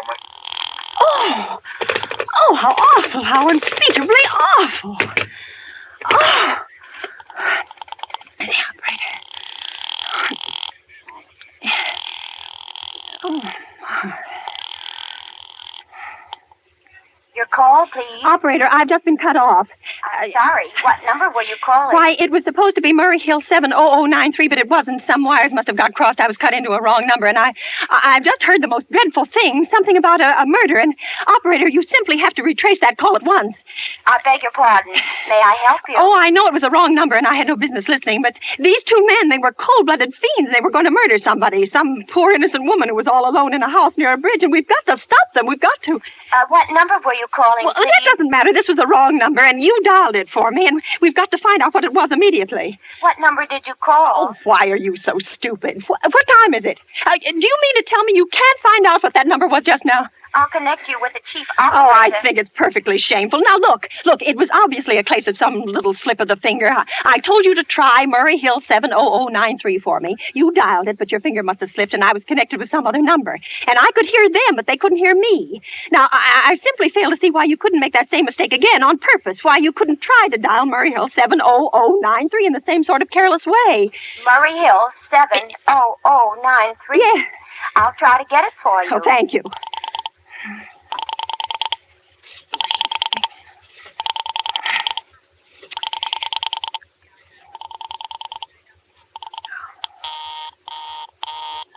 I'm sorry.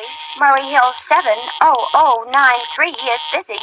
I will call you in 20 minutes. Operator. Your call, please. You didn't try to get that wrong number at all. I asked you explicitly, and all you did was dial correctly. I'm sorry. What number are you calling? Well, can't you for once forget what number I'm calling and do something for me? Now, I want to trace that call. It's my civic duty, and it's your civic duty to trace that call and apprehend those dangerous killers. And if you won't... I will connect you with the chief operator. Please. Oh,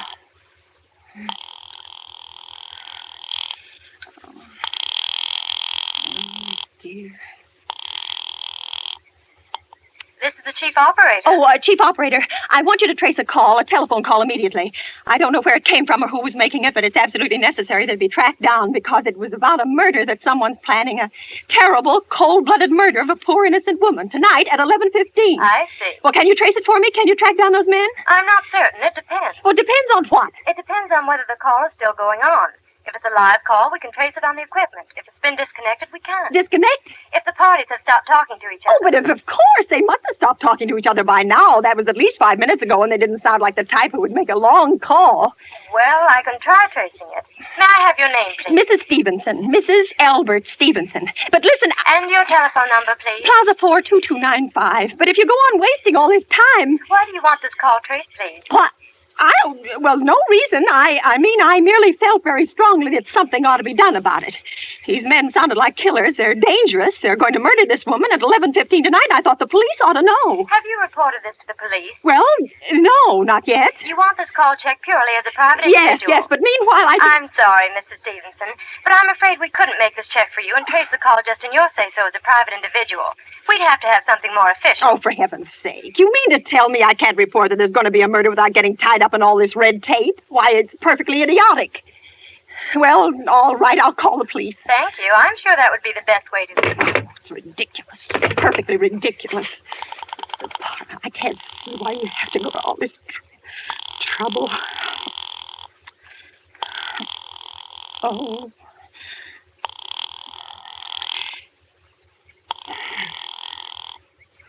Your call, please. The police department. Get me the police department, please. Thank you. Oh, dear, do you have to dial? Can't you ring them direct?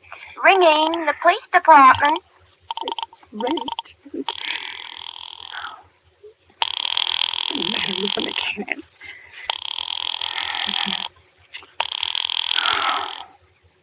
Police station, precinct 43, Sergeant Martin speaking. Police department, this is Mrs. Stevenson, Mrs. Albert Smythe Stevenson of 53 North Sutton Place. I'm calling up to report a murder. I mean, the murder hasn't been committed yet, but I just overheard plans for it over the telephone, over a wrong number that the operator gave me. I've been trying to trace down the call myself, but everybody is so stupid, and I guess in the end you're the only people who can do anything. Yes, ma'am. It was a perfectly definite murder. I heard their plans distinctly. 2 men were talking, and they were going to murder some woman at 11:15 tonight. She lived in a house near a bridge. Are you listening to me? Huh? Yes, ma'am. Yeah, and there was a private patrolman on the street. He was going to go around for a beer on 2nd Avenue, and there was some third man, a client, who was paying to have this poor woman murdered.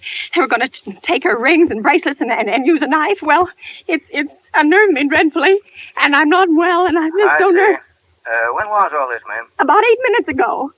Oh, then you can do something. You do understand. What is your name, ma'am? Mrs. Stevenson, Mrs. Albert Stevenson. And your address? 53 North Sutton Place, 53 North Sutton Place. That's near a bridge, the Queensboro Bridge, you know, and we have a private patrolman on our street. And what was the number you were calling? Murray Hill 70093.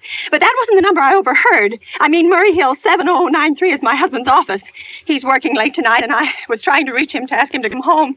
I'm an invalid, you know, and it's the maid's night off, and I hate to be alone, even though he says I'm perfectly safe as long as I have the telephone right beside my bed. Well, we'll look into it, Mrs. Stevenson, and here we can check it with the telephone. But the telephone company said they couldn't check the call if the parties had stopped talking. I've already taken care of that. Oh, you have? Yes, and personally, I feel you ought to do something far more immediate and drastic than just check the call. What good is checking the call do if they stop talking? By the time you tracked it down, they'll already have committed the murder. Well, we'll take care of it, don't you worry. Well, I'd say the whole thing calls for a search, a complete and thorough search of the whole city. Now, I'm very near the bridge, and I'm not far from 2nd Avenue. And I know I'd feel a whole lot better if you sent around a radio car to this neighborhood at once. And what makes you think the murder is going to be committed in your neighborhood, ma'am? Well, I don't know. Only the coincidence is so horrible. 2nd Avenue, the patrolman, the bridge. 2nd Avenue is a very long street, ma'am. And you know how many bridges there are in the city of New York alone. Yes, I know. Not to mention Brooklyn, Staten Island, Queens, and the Bronx. I know that. How do you know there isn't some little house on Staten Island, on some little 2nd Avenue you've never even heard about? Well, how do you know they're even talking about New York at all? But I heard the call on the New York dialing system. Maybe it was a long-distance call you overheard. Oh, don't. Telephones are funny things. Look, lady, why don't you look at it this way? Supposing you hadn't broken in on that telephone call. What? Supposing you'd got your husband the way you always do. You wouldn't be so upset, would you? Well, no, I suppose not. Only it sounded so inhuman, so cold-blooded. A lot of murders are plotted in this city every day, ma'am. We manage to prevent almost all of them. Well, but a clue of this kind is so vague. Isn't much more use to us than no clue at all. But surely you... Unless, of course, you have some reason for thinking this call was phony and that someone may be planning to murder you. Me? Oh, no. No, I hardly think so. I mean, why should anybody? I'm alone all day and night. I see nobody except my maid Eloise, and she's a big girl. She weighs 200 pounds. She's too lazy to bring up my breakfast tray, and the only other person is my husband, Albert. He's crazy about me. He just adores me. He waits on me hand and foot. He's scarcely left my side since I took sick 12 years ago. Well, then there's nothing for you to worry about. Now, if you'll just leave the rest of this to us, we'll take care But of it. what will you do? It's so late. It's nearly 11 now. We'll take care of it, Well, lady. will you broadcast it all over the city and send out squads and warn your radio cars to watch out, especially in suspicious neighborhoods like mine? Lady, I said we'd take care of it. Just now, I've got a couple of other matters here on my desk that require immediate attention. Good night, ma'am, and thank you. Oh, you idiot. Oh, now why did I hang up the phone like that? He'll think I am a fool. Oh, why doesn't Albert come home? Why doesn't he? Why doesn't he? Oh. Oh. So nervous.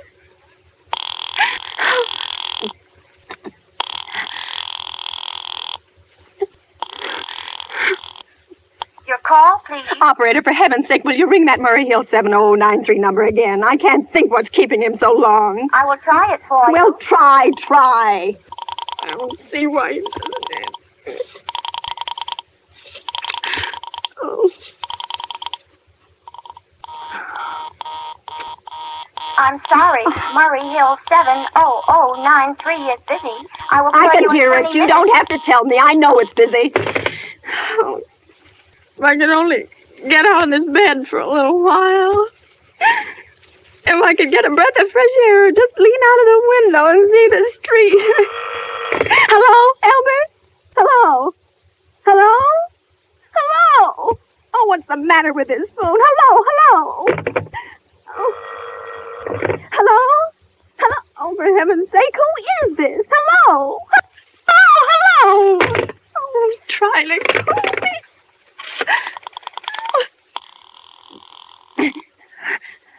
Why doesn't she answer?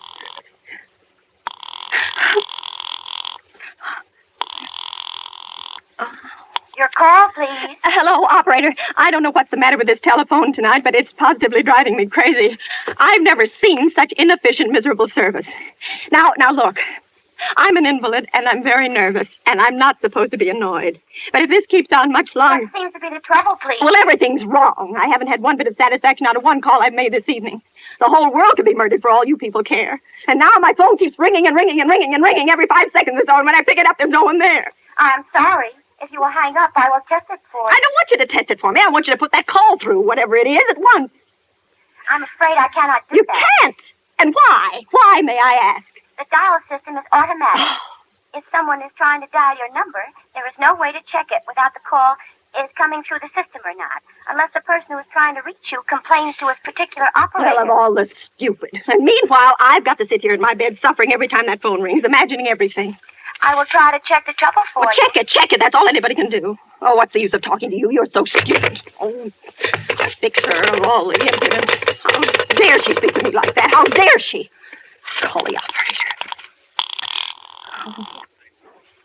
Oh, why does it take so long?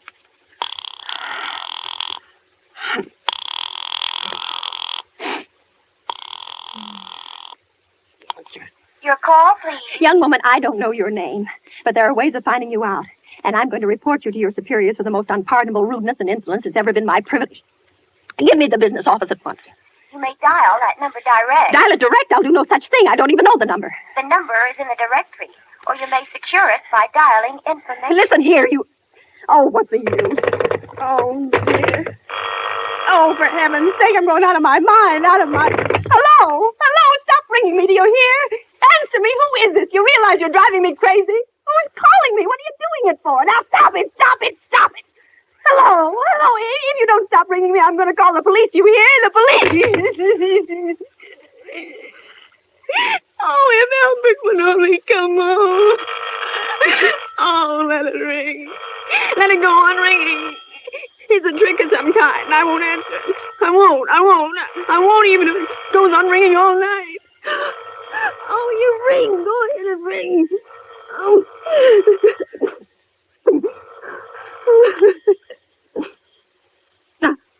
Now what's the matter? Why did they stop ringing all of a sudden?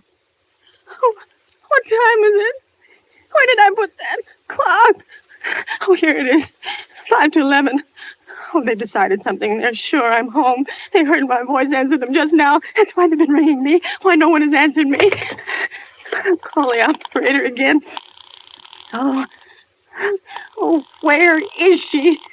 Why doesn't she answer? Why doesn't she answer? Oh. Your call, please. Where were you just now? Why didn't you answer at once? Give me the police department. Oh, she's sorry. I'm sorry, the line is busy. I will call you. Busy, but that's impossible. The police department can't be busy. There must be other lines available. The line is busy. I will try to get them for you later. No, I've got to speak to them now or it may be too late. I've got to talk to someone. What number do you wish to speak to, please? I don't know, but there must be someone to protect people beside the police department. A detective agency. You will find agencies listed in the classified directory. But I don't have a classified. I mean, I'm too nervous to look it up, and I don't know how to use it. I'll connect you with information. Perhaps she will be able to help you. No. Oh, you're being spiteful, aren't you? You don't care, do you, what happens to me? I could die and you wouldn't care. Oh, stop it. I can't stand anymore. Hello, what do you want? Stop ringing, will you? Stop it. Hello, is this Plaza 42295? Yes, I'm sorry. This is Plaza 42295. This is Western Union. I have a telegram here for Mrs. Albert Stevenson. Is there anyone there to receive the message? I'm Mrs. Stevenson. The telegram is as follows. Mrs. Albert Stevenson, 53 North Sutton Place, New York. Darling, terribly sorry. Tried to get you for last hour, but line busy. Leaving for Boston 11 p.m. tonight on urgent business. Back tomorrow afternoon. Keep happy. Love, signed, Albert. Oh, no. Do you wish us to deliver a copy of the message? No, thank you. Thank you, madam. Good night. Good night. Oh, no. No, I don't believe it. He couldn't do it. Not when he knows I'll be all alone. It's some trick. Some fiendish trick. Oh, it's some trick.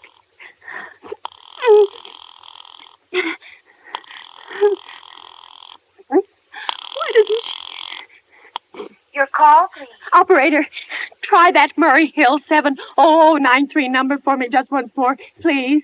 You may dial that number direct. Oh.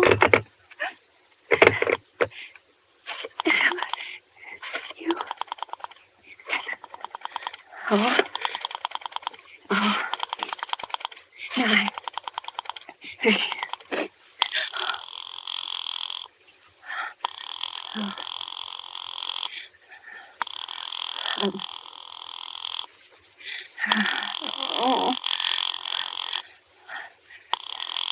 Oh, he's gone. Oh, Albert, how could you?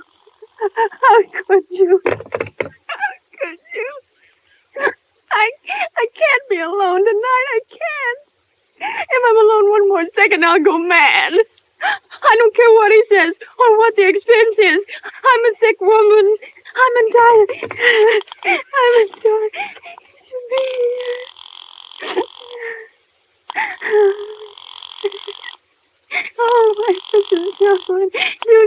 Information. May I help you? I want the telephone number of Henchley Hospital. Henchley Hospital? Do you have the street address? No. It's somewhere in the 70s. It's a very small, private, and exclusive hospital where I had my appendix out 2 years ago. Henchley. H-E-N... One moment, please. Please hurry. And please, what is the time? You may find out the time by dialing Meridian 71212. Oh, for heaven's sake, I've no time to be dialing. The number of Henchley Hospital is Butterfield 70105. Butterfield 70105. You 70105.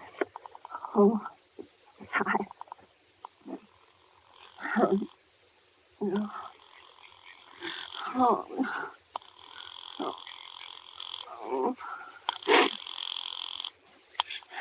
Henchley Hospital, good evening. A nurse's registry. Who was it you wished to speak to, please? I want the nurse's registry at once. I want a trained nurse. I want to hire her immediately for the night. I see. And what is the nature of the case, madam? Nerves. I'm very nervous. I need soothing and companionship. You see, my husband is away, and I'm... Have you been recommended to us by any doctor in particular, madam? No, but I really don't see why all this catechizing is necessary. I just want a trained nurse. I was a patient in your hospital 2 years ago, and after all, I do expect to pay this person for attending me. We quite understand that, madam. But these are war times, you know. Well, registered nurses are very scarce just now, and our superintendent has asked us to send people out only on cases where the physician in charge feels that it is absolutely necessary. Well, it is absolutely necessary. I'm a sick woman. I'm very upset, very. I'm alone in this house, and I'm an invalid, and tonight I overheard a telephone conversation that upset me dreadfully.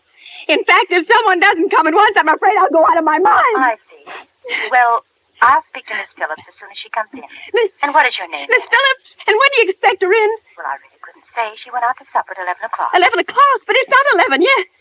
Oh, my clock has stopped. I thought it was running down. What time is it? Just 15 minutes past 11. What was that? What, ma'am? That click just now in my own telephone as though someone had lifted the receiver off the hook of the extension telephone downstairs. Well, I didn't hear it, madam. Now, about... But I did. There's someone in this house. Someone downstairs in the kitchen, and they're listening to me now. I won't pick it up.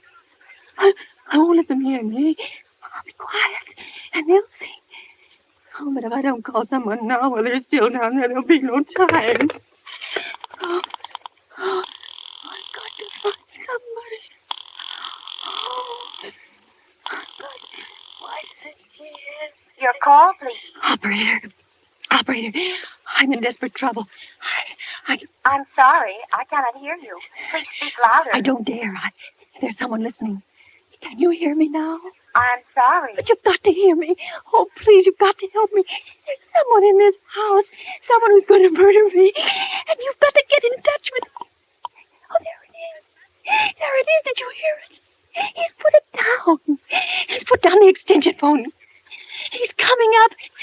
He's coming up the stairs. Give me the police department. The police department. The police department. Give it to me. One moment, please. I will connect you. I can hear him. He's near her. Oh, I hear him.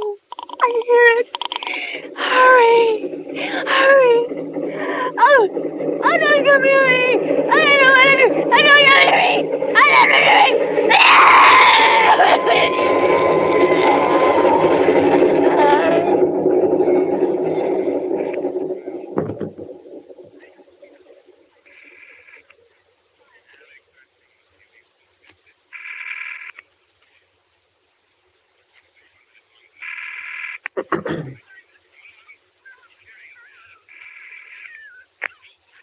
Police Department, Sergeant Martin speaking. Police Department, Sergeant Martin speaking. Police Department, Sergeant Martin speaking. Police Department, Sergeant Martin speaking. Police Department? Oh, I'm sorry. I must have got the wrong number. Don't worry. Everything's okay.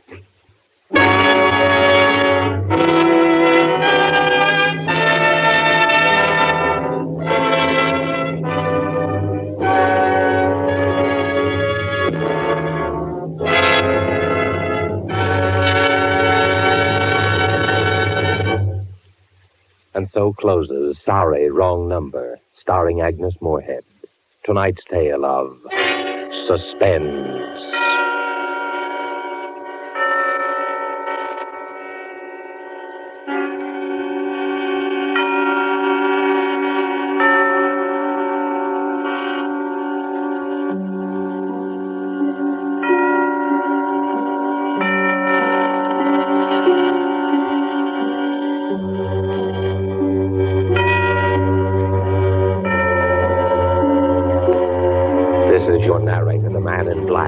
Conveys to you Columbia's invitation to spend this half hour in suspense with us again next Saturday, when we'll have another starring Hollywood cast, headed by Miss Dolores Costello, with Martin Koslick, Ian Wolfe, and George Zucco. The producer of these broadcasts is William Spear, who, with Ted Bliss, the director, Lud Gluskin, the musical director, and Lucille Fletcher, the author, collaborated on tonight's Suspense.